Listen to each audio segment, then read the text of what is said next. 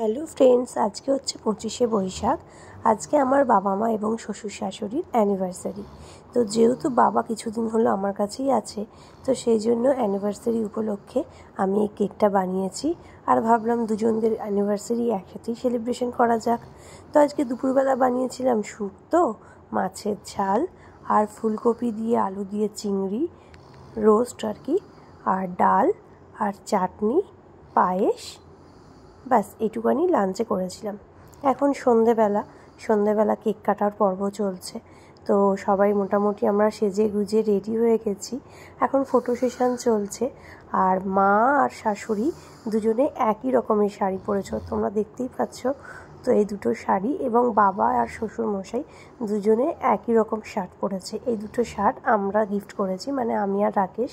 আমরা চেয়েছিলাম মা আর শাশুড়ি, মানে মা দুবারই মা বাবারাই যেন একই রকম ড্রেস পরে, তাতে দেখতেও ভালো লাগবে আর একটু অন্যরকম হবে।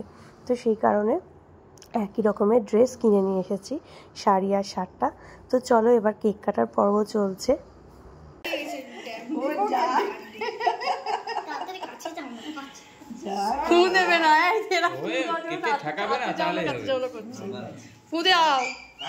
হাততালি দাও সবাই, ক্ল্যাপ করো। বাবা বল হ্যাপি অ্যানিভার্সারি। ওই তো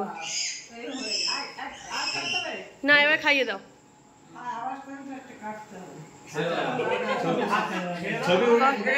হ্যাঁ না, আজ জ্বালতে হবে না। মা তুই শোন না, মিঠে এইখান ছবি তোল।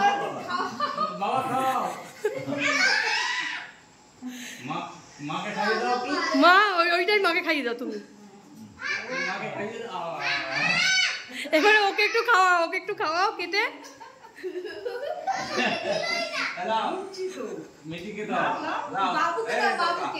বাবু যাও।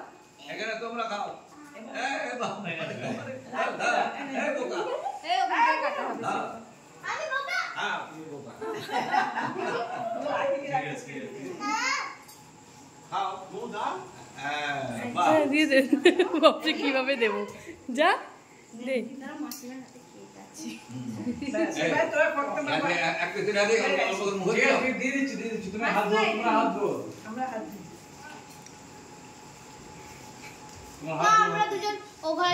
অ্যানিভার্সারি উপলক্ষে সেরকমভাবে কাউকে কিছু বলিনি, জাস্ট আমার ননদরা এসেছিলো আর আমার ভাইয়ের বউ এসেছিলো, ব্যাস এরাই, আর কিছু নয়।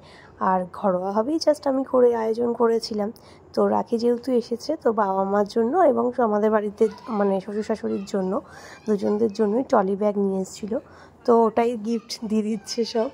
আর মৌও যেহেতু এসেছে, মৌ আর ভাই, ওরাও বাবা মার মানে শ্বশুর শাশুড়ির জন্য ছোট্ট একটু গিফট নিয়ে এসেছিলো।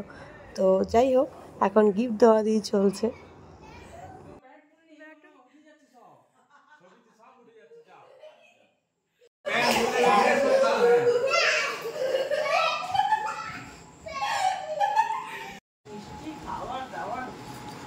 আমরা ওই পুরোনো বাড়িতে ছিলাম, বুঝলেন না, পুরোনো বাড়িতে। তারপর ওখানে খাতি হয়, তারপরে আমরা এখানে। এবার ডিনারের পালা। তো ডিনারে বানিয়েছিলাম কষা মাংস আর রাইস, ফ্রাইড রাইস বানিয়েছিলাম। খুব সিম্পল খাওয়া দাওয়া ছিল, যেহেতু খুব গরম পড়েছিল কিছুদিন আগে, এখন একটু ওয়েদারটা ঠান্ডা হয়েছে। আর ছিল সাথে মিষ্টি আর কোল্ড ড্রিঙ্কস, এগুলো তো থাকবেই। তো যাই হোক, এবারে বাচ্চা পার্টিটা সব খেতে বসে গেছে, রাখিও বসে গেছে, কারণ ও বাড়ি ফিরে যাবে। আর প্রদীপটা দুপুরে খাওয়া দাওয়া করে ডিউটি চলে গেছে। তো যাই হোক, আজকের ব্লগটা এইটুকানি, এরপর আমরাও খাওয়া দাওয়া করবো। Good night.